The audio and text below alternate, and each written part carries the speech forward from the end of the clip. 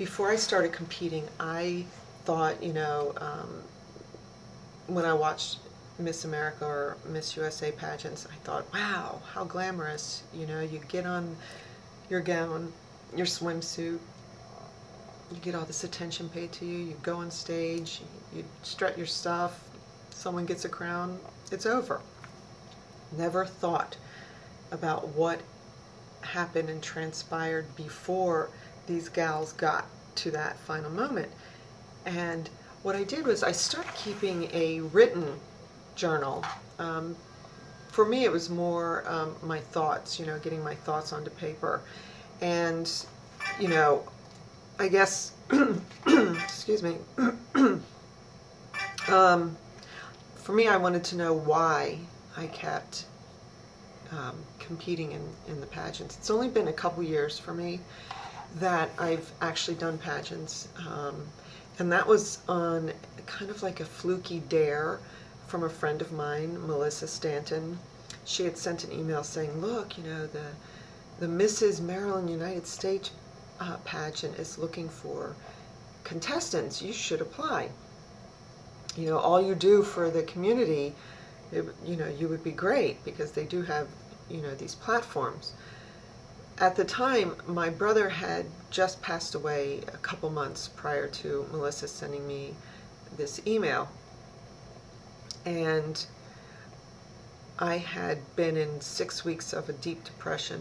Losing my brother was very difficult. He was very, very close to my heart. And one thing I did learn from his passing so suddenly and tragically for us was that it wasn't tragic for him, because he died doing something he loved. He was motorcycle drag racing that day, and he just was at the most peaceful and happy when he was on his motorcycles, his bikes.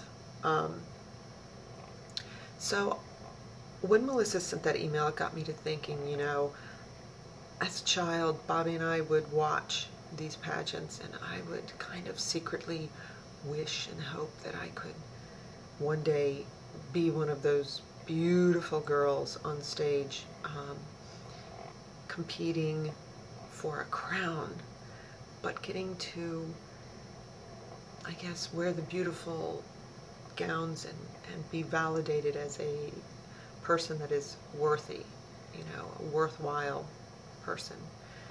You have to understand, I came from a background of physical and emotional abuse as a child that is a little bit unspeakable, not a little bit, a lot of it unspeakable. And, to dream about being on stage and feeling worthy was something that I guess got me through a little bit. A lot of it. I say a little bit a lot, don't I? Anyway, so I decided to do that. Melissa said, here's the link, go fill out the application. I did it, and they accepted me, and I competed. Go figure.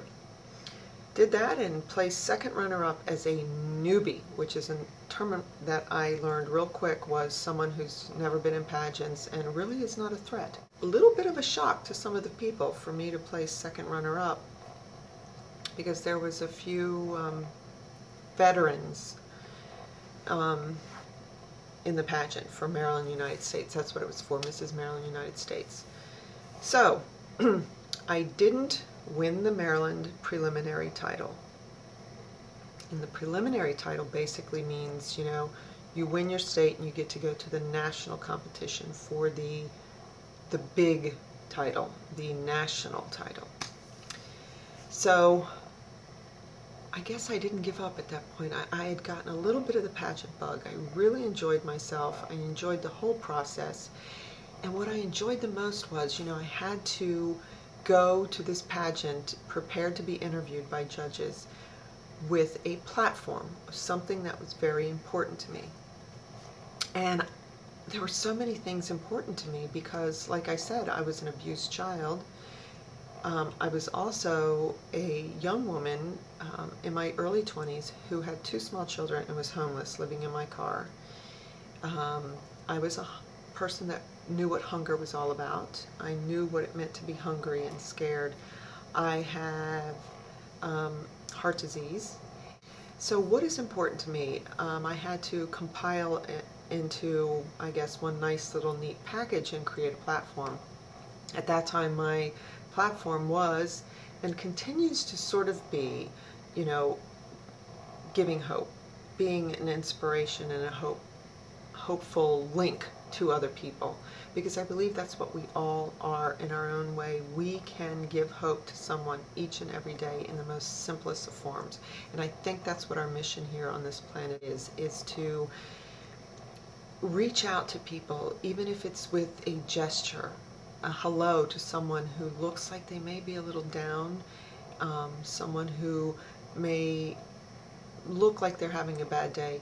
Just say hello to them, ask them how they're doing, chat with them. You may never know what an inspiration and a turnaround you can be in their life. I remember when I was homeless, and I would make a game out of, not a game, but I would keep it fun for my kids, because at that point I had a 18-month-old and a 3.5, almost 4-year-old.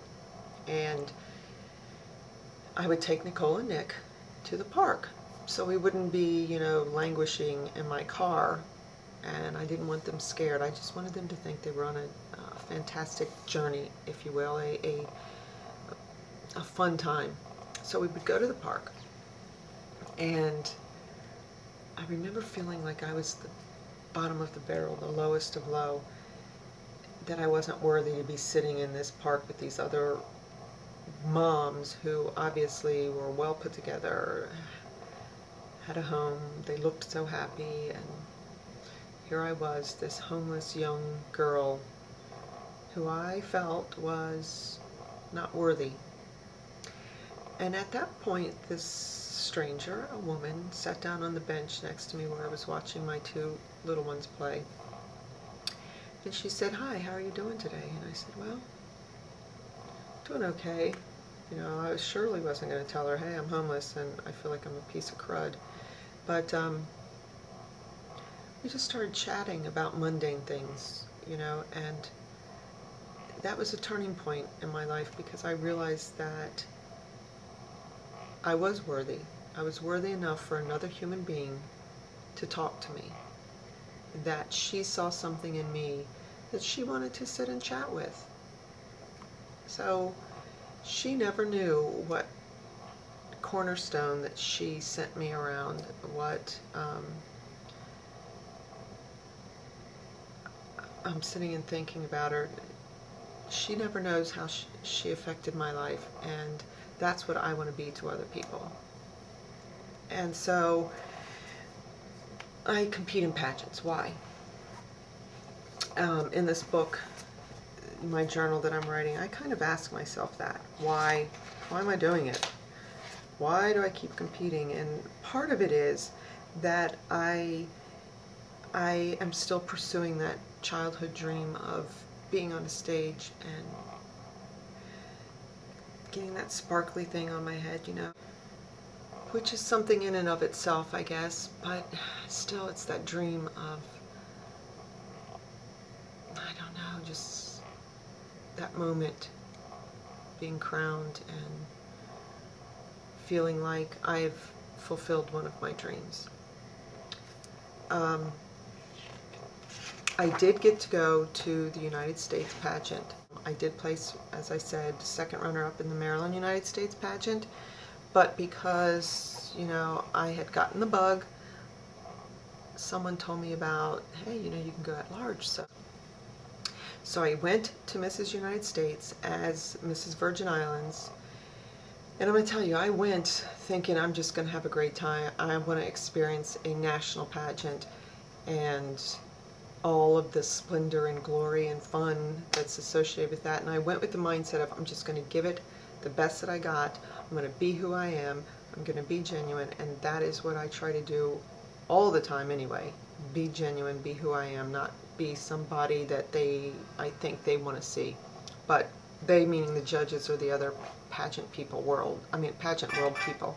So I went with this mindset of, please, Lord, just let me have a great time, experience the experience, and be able to portray myself to the judges in a way that they would not only know who I am, but why I am. And if I could, Lord, I would just like to place in the top 10, because Lord, please, Lord, please, Lord. If I could just place in the top 10, I'll feel like I have won. And you know what? I placed in the top 10. And I was thrilled. There was a small part of me when I placed in the top 10 that said, oh, maybe I can win it. Oh, that would be just great.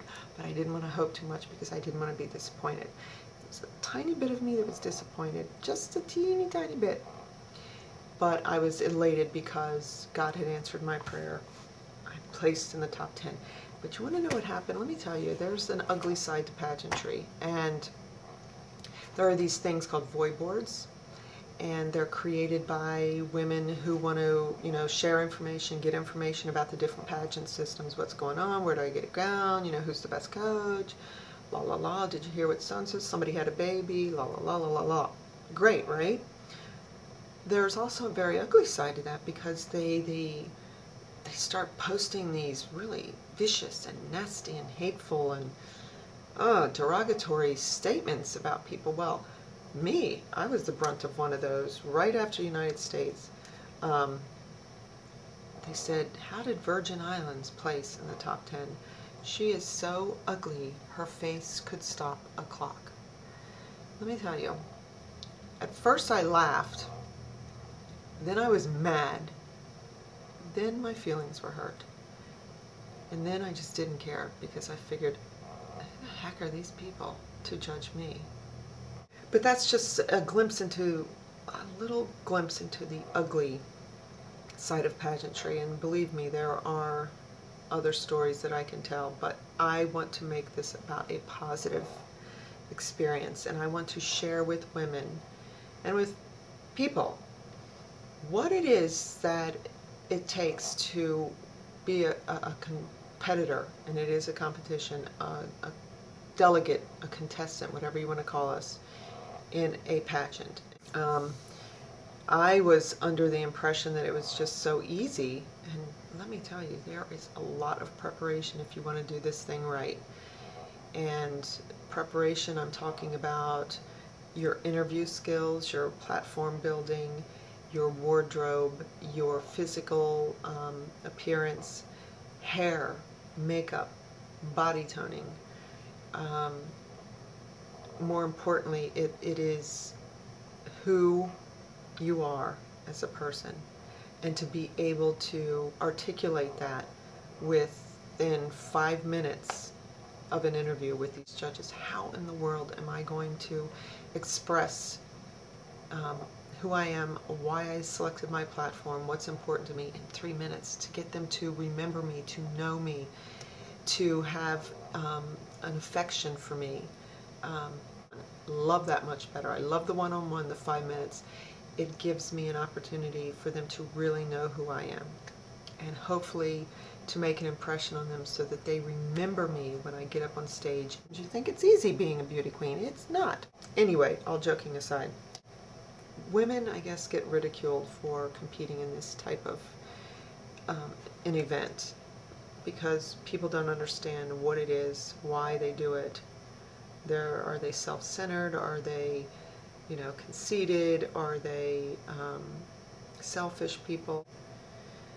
I tell people over and over, and I even tell the judges this, I did not create a platform so that I would look good on paper for a judge or for anybody else because I wanted to compete in a pageant and win a crown. I have lived my platform.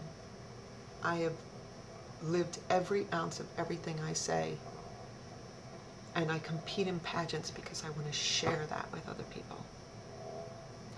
I did not create a platform to compete in a pageant. I compete in a pageant because I've lived my platform.